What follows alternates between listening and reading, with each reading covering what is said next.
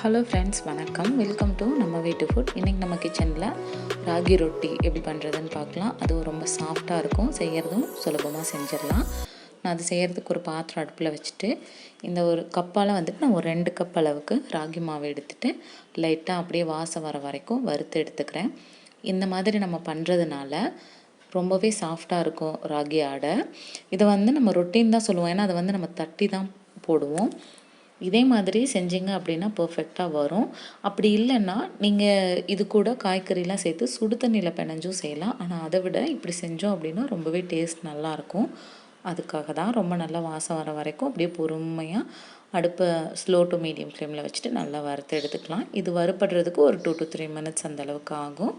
இப்போ இதை வேறு ஒரு பாத்திரத்துக்கு மாற்றிட்டு அதே கடாய் அடுப்பில் வச்சுருக்கேன். இப்போ அதில் ஒரு 2 ஸ்பூன் அளவுக்கு எண்ணெய் சேர்த்துக்கலாம். எண்ணெய் ஓரளவுக்கு நல்லா காயட்டும். அதுக்கப்புறமா நம்ம தேவையான பொருளெல்லாம் சேர்த்துக்கலாம். நான் 1 ஸ்பூன் அளவுக்கு இஞ்சி துருவி வச்சுருக்கேன், அதை இது கூட சேர்த்துக்கிறேன். கூடவே ஒரு 2 பச்சை மிளகாய் விதை நீக்கிட்டு கட் பண்ணி வச்சுருக்கேன். கொஞ்சமாக வாசனைக்காக கருவேப்பிலை. இப்போ இதெல்லாம் சேர்த்து அடுப்பை சிம்மில் போட்டுட்டு நல்லா அப்படியே வதக்கி விட்டுடலாம். நல்லா வாசம் வர வரைக்கும் வறுபடட்டும். அதுக்கப்புறமா நான் எந்த கப்பால் மாவு அளந்தேனோ அதே கப்பில் 1 கப் அளவுக்கு வெங்காயம். நம்ம எடுக்கிற மாவோட அளவில் பாதி அளவு கட்டாயமாக எதனா ஒரு காய்கறியோ இல்லை வெங்காயமோ இருக்கணும். அப்போ தான் சாஃப்டாக இருக்கும். அப்படி இல்லை அப்படின்னா கொஞ்சம் ஹார்டாக இருக்கிற மாதிரி இருக்கும். இப்போ வெங்காயம் வதங்கிறதுக்கு கொஞ்சமாக உப்பு சேர்த்துட்டு எல்லாத்தையும் நல்லா வதக்கி எடுத்துக்கலாம்.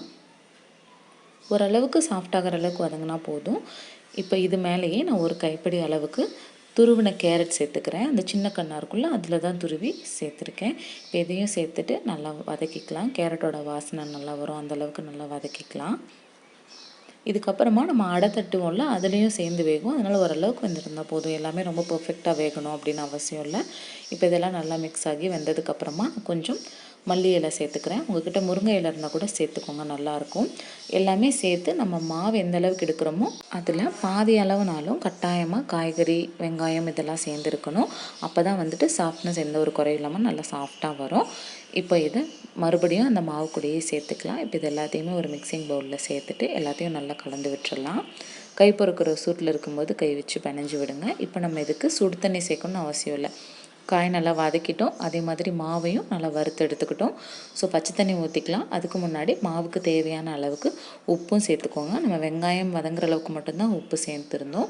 அதனால் இப்போ ரொட்டிக்கு தேவையான அளவு உப்பையும் சேர்த்துட்டு எல்லாத்தையும் நல்லா கலந்துட்டு அப்புறம் தண்ணி கொஞ்சம் கொஞ்சமாக அப்படியே தெளித்து பிணையணும். இது பார்த்திங்கன்னா நல்லா சாஃப்டாக நம்ம பிசைஞ்சு எடுக்கணும். நான் உங்களுக்கு பிணைஞ்சிட்டு லாஸ்ட்டாக அந்த கன்சிஸ்டன்சி எப்படி இருக்குது அப்படின்னு சொல்லிட்டு காமிக்கிறேன். அந்த மாதிரி பண்ணோம் அப்படின்னா தான் நமக்கு பர்ஃபெக்டாக வரும். டைட்டாக பிணைஞ்சிட்டிங்க அப்படின்னா ஹார்டாக இருக்கிற மாதிரி இருக்கும். கொஞ்சம் லூஸ் ஆகிடுச்சு அப்படின்னா நம்ம தட்டுறதுக்கு கொஞ்சம் கஷ்டமாக இருக்கும். அதனால தான் இப்போ எல்லா மாவையும் நல்லா உருட்டிட்டு நான் உங்களுக்கு காமிக்கிறேன். ராகி டெய்லியும் நம்ம சாப்பிட்றப்ப சேர்த்துக்கிறதுனால உடம்புக்கு ரொம்பவே ஹெல்தி. ஒரு நாளைக்கு ஒரு டைம்னாலும் கட்டாயமாக எடுத்துக்கலாம். மேக்ஸிமம் இதை பிரேக்ஃபாஸ்ட்டில் சாப்பிட்டோம் அப்படின்னா ரொம்பவே நல்லது. இப்போ எல்லா மாவையும் நான் பிணைஞ்சிட்டேன். பாருங்கள் எந்த அளவுக்கு சாஃப்டாக இருக்குது அப்படின்னு சொல்லிட்டு. இப்போ இதிலேருந்து நமக்கு எந்த சைஸ் அளவுக்கு உருண்டை வேணுமோ அந்த சைஸ் அளவுக்கு எடுத்துகிட்டு அப்படியே தட்ட ஆரம்பிச்சிருங்க. வாழை இலையில் தட்டினோம் அப்படின்னா நல்லாயிருக்கும். என்கிட்ட இன்றைக்கி வாழை இலை இல்லை, அதனால் ஒரு கவர் எடுத்துகிட்டு அதில் 3 சைடும் கட் பண்ணிவிட்டு இந்த மாதிரி ஓப்பன் பண்ணி வச்சுருக்கேன். இதில் லைட்டாக நம்ம ஆயில் அப்ளை பண்ணிவிட்டு நம்ம எடுத்து வச்சுருக்கிற உருண்டையை அதில் வச்சுட்டு நல்லா அப்படியே எந்த அளவுக்கு மெலிசாக தட்ட முடியுமோ அந்தளவுக்கு தட்டிக்கலாம்.